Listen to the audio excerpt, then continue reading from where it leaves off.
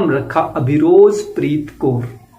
अभिरोज प्रीत कौर के अभी दूध के दांत पूरे आए भी नहीं होंगे, अभी उसने पहली बार मां भी नहीं कहा होगा, शायद कि उसकी मां उसको छोड़कर के किसी और के साथ 14 मई को जब पूरा विश्व मां की महिमा गुणगान कर रहा था तो ज्योति के मन में दिमाग में कुछ और ही खुराफात चल रही थी। ज्योति ने अभिरोज को ठिकाने लगाने की सोची तो ज्योति ने उसके एक एक अंग को तोड़ना शुरू किया, उसके हाथ तोड़े, उसके पैर तोड़े और उसको बाल्टी में ठूस करके गांव के तालाब में डाल दिया। युगों युगों से मां की महिमा का गुणगान होता आया है। ऋषि मुनि तपस्वी योगियों ने मां पर ग्रंथ लिखे हैं। मां शब्द जहां पर आ जाए सृष्टि कम पड़ जाती है। ब्रह्मा विष्णु महेश भी मां के आगे बच्चे बन जाते हैं, छोटे छोटे उसके गोद में खेलने लगते हैं। लेकिन मैं जिस मां की कहानी आपको बताने जा रहा हूं, जिस घटना का जिक्र करने जा रहा हूं, उसका चरित्र वो नहीं है जो 14 मई को पूरे विश्व ने मदर डे पर बताया है। मैं जिस मां की बात कर रहा हूं उसने क्रूरता की सारी हदें पार कर दी, अपनी बच्ची के साथ ऐसी हैवानियत की कि रूह कांप जाएगी।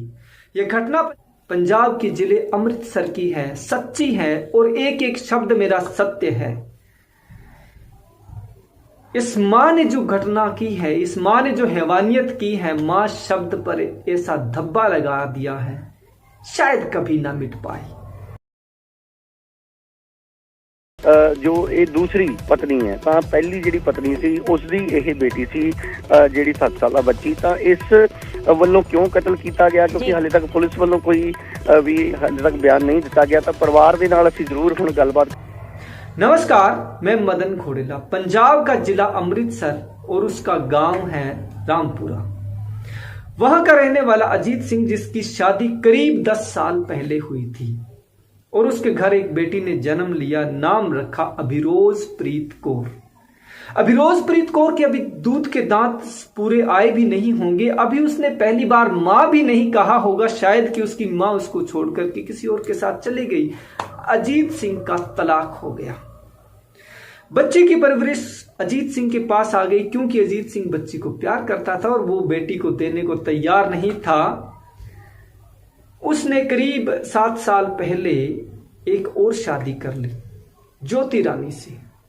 ज्योति रानी के घर अभी 3 महीने पहले ही एक बेटी ने जन्म ले लिया और अभिरोज का यहां से दुखों से पाला पड़ गया। सौतेली मां जो थी और सौतेलापन जब उसके अपना बच्चा हुआ तो साफ दिखने लगा। अभिरोज को ताने दिए जाने लगे, सताया जाने लगा। अब वो बच्ची ज्योति को अपनी नहीं लगने लगी और प्रतिदिन किसी न किसी बहाने अभिरोज को सताया जाने लगा, उससे मारपीट की जाने लगी। 14 मई को जब पूरा विश्व मां की महिमा गुणगान कर रहा था तो ज्योति के मन में दिमाग में कुछ और ही खुराफात चल रही थी। ज्योति ने अभिरोज को ठिकाने लगाने की सोची क्योंकि जब भी उसका पिता अजीत सिंह शाम को घर आता था और वो अभिरोज को प्यार करता था, अपनी बाहों में लेता था, गोदी में उठाता था, तो ज्योति को ये चुभता था। अब अभिरोज उसको खटकने लगी थी। 15 मई को उसने दोपहर अभिरोज को एक कमरे में बंद किया, वहां उसके साथ बुरी तरह से मारपीट की। मारपीट करने के दौरान उसने उसके सर पर इतने वार किए कि अभिरोज की मृत्यु हो गई। लेकिन हैवानियत यहां खत्म नहीं हुई, क्रूरता यहां से शुरू होती है अभिरोज के शव के साथ में। ज्योति के लिए अब सबसे बड़ी समस्या यह थी अभिरोज के शव को टिकाने कहां लगाया जाए। इसके लिए उसके मन में उसके दिमाग में एक योजना आई कि अभिरोज को एक बाल्टी में डाल करके वो गांव के तालाब में डाल आएगी।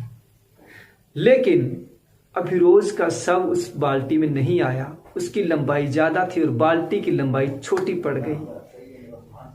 तो ज्योति ने उसके एक एक अंग को तोड़ना शुरू किया, उसके हाथ तोड़े, उसके पैर तोड़े और उसको बाल्टी में ठूस करके गांव के तालाब में डाल दिया।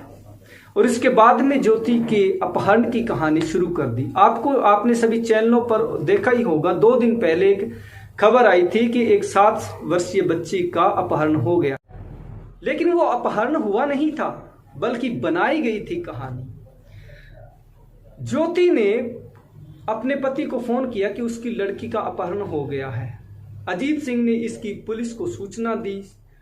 देर रात हो चुकी थी, रात को और अगले दिन भी 16 मई को पुलिस ने खूब छानबीन की, लेकिन कहीं से कोई सुराग नहीं मिला।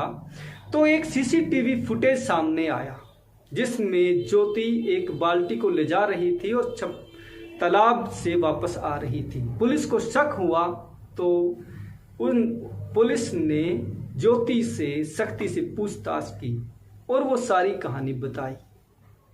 इस कहानी में हत्यारी एक माँ नहीं है, इस कहानी में हत्यारी 2 माँ है। एक वो माँ जो 1 साल की अपनी बच्ची को छोड़ करके चली गई मरने के लिए, और एक वो माँ जिसने उस बच्ची को मार डाला।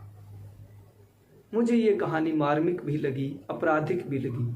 आपको कैसी लगी है हमें जरूर लिखें। नमस्कार।